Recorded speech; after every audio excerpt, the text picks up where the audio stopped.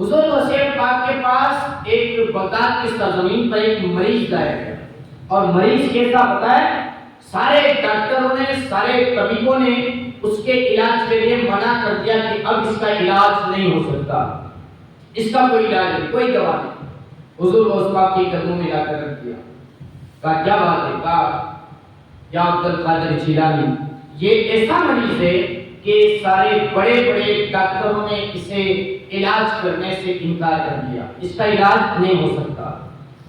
بس اتنا سننا تھا، اور پھر کہتے ہیں جو لائے تھے کہ آپ کے قدموں میں اسے ڈال دیا ہے، زندہ رہے تو آپ کے قدموں میں ہے، اگر نہ زندہ رہے تو بھی آپ کے حوالے ہے۔ بس یہ حوالہ سونپ دیا، اور اس کے بعد سیدنا شیخ عبد القادر جیلانی، میرے پیر، آپ کے پیر، ہم سب کے پیر، پیران پیر روشن ضمیر غوث اعظم دستگیر نے اسی وقت زمین کے اوپر سے گھاس کا ایک تنکا اٹھایا اور اس مریض کے منہ میں ڈال دیا۔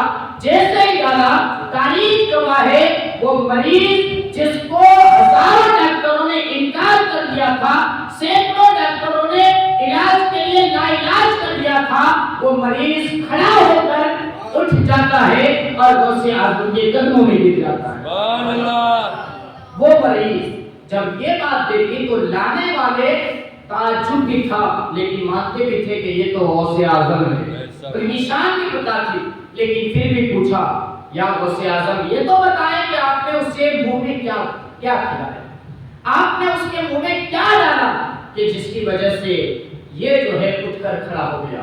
اب ذرا دل پر ہاتھ رکھ کے دل کے کانوں سے اس بات کو بھی سن لیجئے، ایمان کے اندر انشاءاللہ نور پیدا ہوگا۔ حضور غوث پاک ارشاد فرماتے ہیں، میں نے ابھی اس سے پہلے مدرسے کی بات کی کہ ان کے مدرسے میں پڑھنے والے بچوں کا عالم کیا ہوگا۔ حضور غوث پاک فرماتے ہیں کہ یہ میں نے گھاس کا ایک تنکا اس کے منہ میں ڈالا اور اسی کی برکت سے اللہ نے اسے شفا عطا فرمائی۔ کہا یہ گھاس کا تنکا؟ کہا اس سے کیسے شفا؟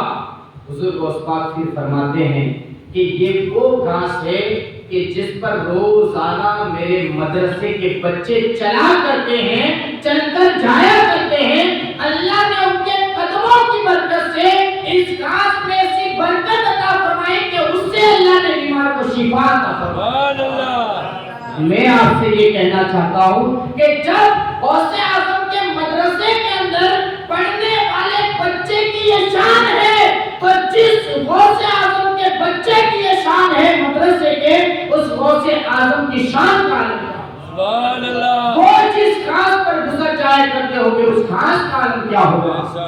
اسی لیے آپ نے اعلان کر کے رکھا تھا کہ کوئی بھی بیمار ہو جائے، میرے آنگن کے، میری گلی کے گھاس کو اٹھا کر لے جائے، اللہ اس کے صدقے میں بیماروں کو شفا عطا۔ یہ غوث پاک ہے جس کو ہم اور آپ مانتے ہیں، جس کو ہم اور آپ جس کی پیروی کرتے ہیں، اور جس کے نام پر لنگر لٹاتے ہیں، نیاز کھلاتے ہیں۔